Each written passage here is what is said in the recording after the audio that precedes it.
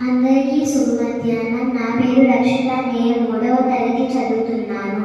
ఇప్పుడు తెలుగు నెలలు, తిథులు, ఋతువుల గురించి చెప్పబోతున్నాను. తెలుగు సంవత్సరంలో 12 నెలలు ఉంటాయి.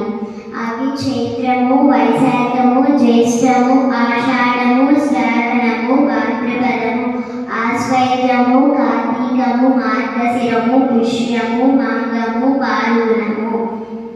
ప్రతి సంవత్సరానికి 2 ఆయనాలు ఉంటాయి.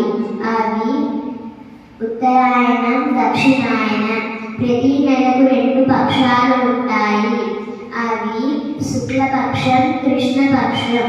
శుక్లపక్షం అనగా నెల మొదటి రోజు నుండి పౌర్ణమి వరకు గల 15 రోజుల కాలాన్ని శుక్లపక్షం అంటారు. శుక్లపక్షంలో చంద్రుడు కాంతివంతుడై పౌర్ణమి నాటికి నిండుగా ఉంటాడు. కృష్ణపక్షం అనగా పౌర్ణమి తర్వాత రోజు నుండి చంద్రుడు కాంతి క్రమక్రమంగా తగ్గి అమావాస్య నాడు చంద్రుడు అసలు కనిపించడు. కృష్ణపక్షమును బహుళ పక్షం అని కూడా అంటారు.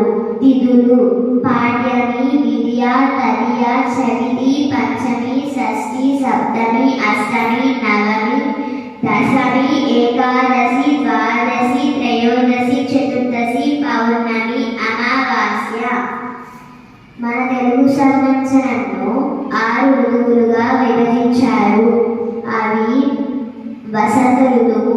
వసంత ఋతువులో చెట్లు చిగురిస్తాయి. గ్రీష్మ ఋతువు. గ్రీష్మ ఋతువులో ఎండలు కాస్తాయి. వర్ష ఋతువు. వర్ష ఋతువులో వర్షాలు కురుస్తాయి. శరత్ ఋతువు. శరత్ ఋతువులో ఎండలు బాగా కాస్తుంది. హేమంత ఋతువు. హేమంత ఋతువులో చలి బాగా ఉండును. శిశిర ఋతువు. శిశిర ఋతువులో చెట్లు ఆకులు రాలుతాయి.